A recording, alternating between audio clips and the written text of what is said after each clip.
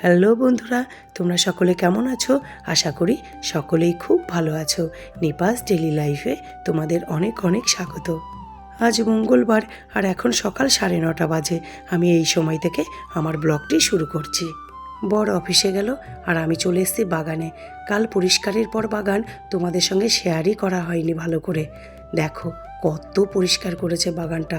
আর বলো তো, একদিন আগেই এই বাগানের অবস্থা কি হয়েছিল, আর এখন দেখো বাগানটা কি সুন্দর লাগছে দেখতে। এবারে গাছগুলোকে যত্ন করার পালা। গোবর সার তো এনেই রেখেছি আমি স্টোর রুমে, আর 2 বস্তা গোবর সার আমি রাখবো। তারপর প্রতিটা গাছের গোড়ায় গোবর সার দিয়ে দেবো আর রোজ জল দেবো। দেখবে তাতেই গাছ ভর্তি ফুল আসবে, আর গাছগুলোর স্বাস্থ্যও দেখবে কি সুন্দর হয়ে যায়। এতদিন ধরে বাগানের গাছগুলোর দিকে তাকালে মনে হতো গাছগুলো যেন দম বন্ধ করে রেখেছে। আজ বাগানের সব গাছগুলোতেই না খুব ভালো করে জল দেব। তার আগে উঠোনটা ঝাড় দিয়ে নিই। আর কোপারের এই পাটটাতে কী অবস্থা হয়েছিল বলো তো পাতাতে, আর এখন দেখো কি সুন্দর লাগছে দেখতে। আজ উঠোনটা না বড্ড নোংরা হয়েছে জানো তো, আর হবে নাই বা কেন। কাল তো চুমকিদি 11:30টায় কাজ করে চলে গেছে, আর বিনোদ কাজ করতে এসছে 12টার পরে। তো চুমকিদি তো আগেই উঠোন ধুয়ে চলে গেছে। আর বিনোদ যেহেতু অনেকটাই বেলায় এসছে, ও বাগান পরিষ্কার করে এই উঠোনের উপর দিয়েই তো নিয়ে গেছে বাইরে। এতে কি হয়েছে বলো তো, যত বাগানের ধুলো বালি পাতা সব পায়ে পায়ে পুরো উঠোন ভরে গেছিল। যদিও বিনোদ একটু ঝাড় দিয়ে পরিষ্কার করে গেছে, তবুও সেই ঝাড় দেওয়া তো আর আমাদের ঝাড় দেওয়ার মতন হয় না। এই যে আমি ভালো করে ঝাড় দিয়ে দিচ্ছি, এরপর চুমকি দিয়ে এসে ধুয়ে দিলে মোটামুটি উঠোনটা পরিষ্কার হবে। নইলে না বাড়িতে পুরো কিচির কিচির করছে জানো পুরো উঠোন।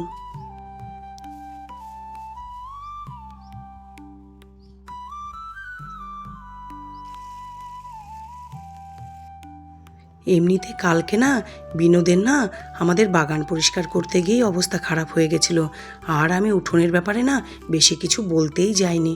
যতই টাকা দিই তবু তো একটা ব্যাপার আছে না বলো, কত কাজ করানো যায় একটা মানুষকে দিয়ে বলো।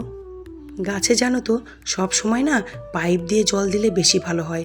পুরো গাছকে একদম ভিজিয়ে স্নান করিয়ে জল দেওয়া যায়, কিন্তু আমার উপায় নেই।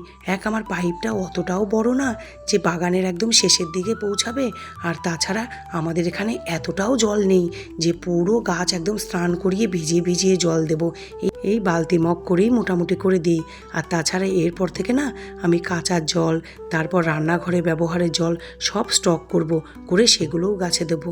এতেই যা হবে তাই, কিছু করার নেই গো। আমাদের এখানে অতটাও জল থাকে না যে পুরো ডেলি ডেলি পাইপ দিয়ে ভিজিয়ে ভিজিয়ে জল দেব। তবে পঞ্চায়েত থেকে না আমাদের প্রতি বাড়িতে বাড়িতে যেন কল দিয়ে গেছে, টাইম কল। যদি ওই কলে জল আসে তখন হয়তো পরিস্থিতিটা একটু চেঞ্জ হলেও হতে পারে। দেখো লেবু গাছে ছোট ছোট লেবু এসছে, এগুলো কাগজি লেবু। কিছুদিন আগে দেখিয়েছিলাম না, গোটা গাছে লেবু ফুলে ভরে গেছে, আর এখন না গোটা গাছটাতেই জানো তো ছোট ছোট লেবুতে ভরে গেছে। গাছটা মাত্র 2 বছর লাগিয়েছি, আর গাছটা এত লক্ষ্মী গাছ জানো তো, প্রথম বছর থেকেই ফল দিচ্ছে। আগে 2 বছর একটু কম কম হয়েছে, তবে এবার মনে হচ্ছে ভালোই ফল হবে। প্রতিটা পাতার কোনায় কোনায় না ছোট ছোট লেবু এসছে।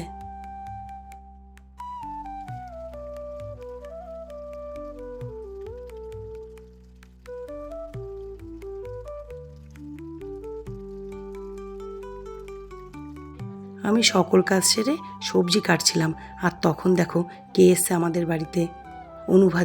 অনুভাদি আমাদের বাড়ির কাছেই নিজের কাজে এসেছিল। মেয়ে দেখতে পেয়ে রাস্তায় ধরে নিয়ে এসছে বাড়িতে। এদিকে আমি ভাত বসিয়ে দিয়েছি কি বলবো, ভাত তো অর্ধেকটা হয়েও গেল। আর আজকে কেন এরকম গামলায় বসিয়েছি বলো তো, আজ না হাঁড়িটা একটু জোড়া আছে তাই। আমার ভাত হয়ে গেল, আর ওপাশে বসিয়েছি বাঁধাকপি ঘন্ট। যতই বলি বাঁধাকপি ভাল লাগে না বানাবো না, তবুও হাতে করে মানুষটা নিয়ে এসছে, অল্প একটু না করে দিলে হয় বলো। অত বড় বাঁধাকপি থেকে এক ফালি আমি রেখে দিয়েছি, আর পুরো বাঁধাকপিটা ধরে চুমকি দিকে দিয়ে দিয়েছি।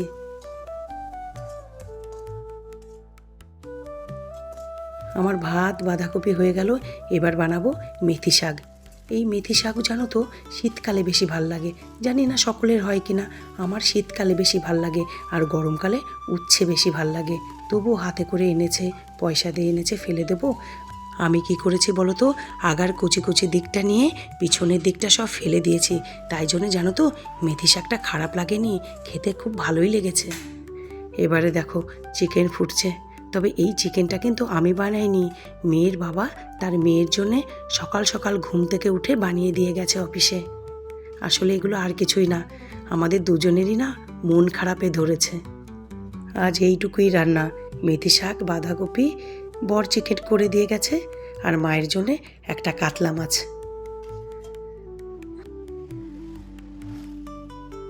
এখন বিকেল 3টে বাজে। আমি গেছিলাম একটু ব্যাংকে। এই সময় ব্যাংকে গেলে না একটু ফাঁকা থাকে, কাজগুলোও তাড়াতাড়ি মেটে। আর এরই মধ্যে জানো বাইরে বেশ গরম পড়ে গেছে।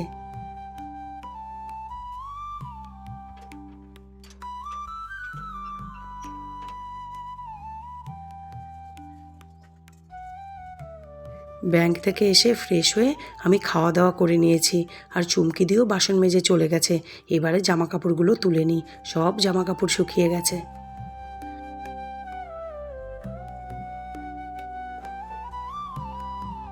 এখন সন্ধে 7টা বাজে, আর আমি এখন কি করছি বলো তো, মেয়ের দরকারি জিনিসপত্র, জামা কাপড়, তারপর বিয়েতে পাওয়া গিফট, মোটামুটি সব কিছুই এক জায়গায় করছি। কারণ 1-2 দিনের মধ্যেই না ওদের প্যাকিং শুরু হয়ে যাবে। আর দেখো এই আসনটা আমার মা ওকে দিয়েছে, একটা না 2টো আসন দিয়েছে। কি সুন্দর না আসনটা! আমার মায়ের হাতের কাজ না অসম্ভব সুন্দর, জানো তো, খুব নিখুঁত আমার মায়ের হাতের কাজ। দেখো কি সুন্দর আসন আমার মেয়েকে পুজো করার জন্য দিয়েছে। আর এই আসনটা দেখো, এটাও কত সুন্দর, কলা গাছের নিচে মঙ্গল ঘট বসানো। খুব সুন্দর আসনগুলো মায়ের। বাই, আবার দেখা হবে পরের ব্লগে। ভালো থাকবে, সুস্থ থাকবে।